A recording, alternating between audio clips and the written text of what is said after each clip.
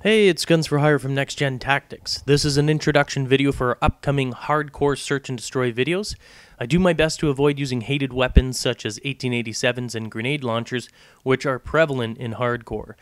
First of all, I don't show full games. Instead, what I do is I use separate videos for both defense and offense, and present 3 clips from 3 different games showing only 1 or 2 different strategies.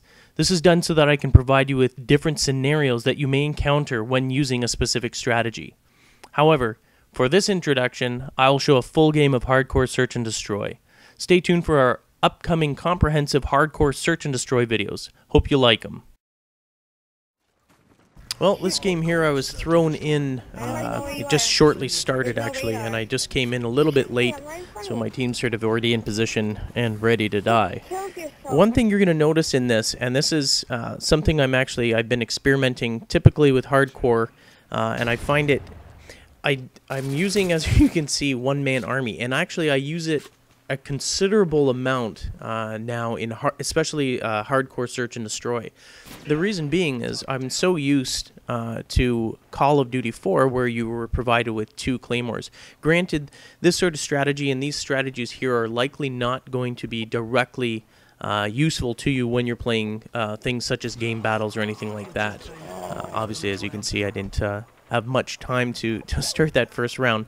Anyway, because you can't, a lot of times you can't use claymores in there, but the tips and everything that I'm going to show you in the series will apply regardless as to whether or not you're able to use claymores. Claymores I use primarily as guards. They do get me kills, but you know, and you do want to get kills with claymores, but a lot of times, especially in normal core hard search and destroy, I use them to watch my back. They're, you know, when you're with a team that doesn't really know what they're doing, the claymores act as guards. Even if they don't explode, they let you know that someone's run by. And that guy, I don't know why he's just standing there. These guys are freaking out. I love actually playing this. Now you notice I have actually a silencer on my Uzi, and as you're watching the series, you'll notice that whenever I use that, and I'm increasingly so, some of them I've got actually red dot, and you may argue the fact, you know what, this is hardcore, you don't need to have silencer on it. Well, I would beg to differ in the fact that someone such as myself, and as you can see as I'm going along here, what happens is anytime that you fire without a silencer, even in hardcore, you still present as a red dot on the map, which is why you'll see me access, this is kind of funny, twice this happens actually. This will give me time to talk to you. What you do is for whenever I hear gunfire going off, I immediately press my start button. And what happens is you can actually see the enemies lighting up on the mini-map. So while you don't have a heads-up display readily available to you, if you're quick enough and you can remember and you're not in a dangerous area, just press start and you'll actually see where they're lighting up. And it gives you a rough idea as to where they are and where they may be heading. And it's also good to use that mini-map, so I highly recommend pressing start button to actually not only find where the fire is coming from, but find out where your teammates are. Don't worry, I know there's only 4 on the other team, they do fill up, and then some leave. You know, it happens. They come in here, they're like, hey, what's this hardcore all about? And then you end up getting frustrated, you leave, you never come back to it. It's unfortunate, it's a great game. Anyway, so just like I was saying, so you press your start button, you need to know where your teammates are. Unless you're with a clan that you regularly play with, such as my NGT clan, or I should say Spiderbite and my clan, where we communicate. We're always letting each other know. We all know where our positions are. We all know where we're heading. So there's that sense of communication. But if you don't have that, and in a lot of cases you won't, it's important that you know where people are so that you don't, everyone's not over at one target A or B and leaving one open. So I highly recommend that you do that. And this is what I'm doing now, taking advantage of it, looking to see where my teammates are, and then positioning myself so that I can make cover. I'm actually surprised that I didn't get somewhat injured or even killed from that claymore. I know it was on the bottom there, but I've been killed by ridiculous claymore explosions before. Now this is exactly, you see the one-man army is exactly why, and I know scavenger in the beginning will do the same, but I use one-man army in the beginning to set up 2 claymores, and then I switch to a class like my spray and pray, which has marathon, or I'll go to an assault class which has scavenger and I can replace them.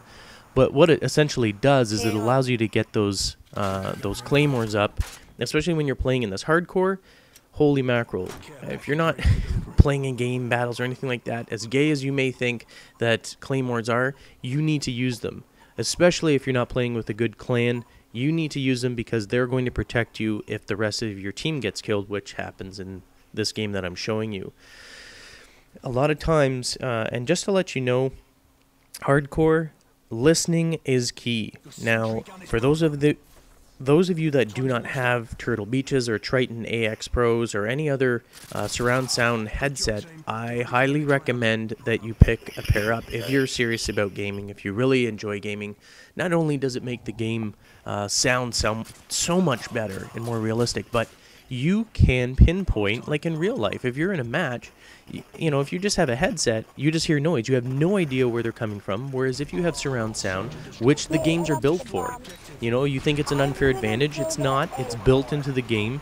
They meant for you to do that. It's directional sound, and it creates a much more enjoyable and realistic environment. And when you're hiding somewhere, instead of looking back and forth, you can hear where they're coming from and anticipate the kill. And that's a much more realistic experience, and you know, it just improves your gaming and much more enjoyable.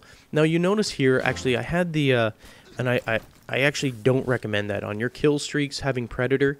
If you're playing against experienced teams, Predator missile is not good. It is not a good option to have, because if they're all equipped with cold-blooded, which almost all of my classes are, then it's going to be useless. And then if you're going by sight, you're just as likely, if you didn't check that mini-map first, you're just as likely to kill your own teammates as you are them. So if you're going to use Predator, make sure before you launch it that you check that mini-map by pressing start, so you can at least see where your teammates are. Because if everyone's got cold-blooded on, you're going to friggin' trash your own teammates, rather, and because it's Ricochet, you're going to bite the big one. Nothing's going to piss you off more than that. Alright, so we're getting into this game here.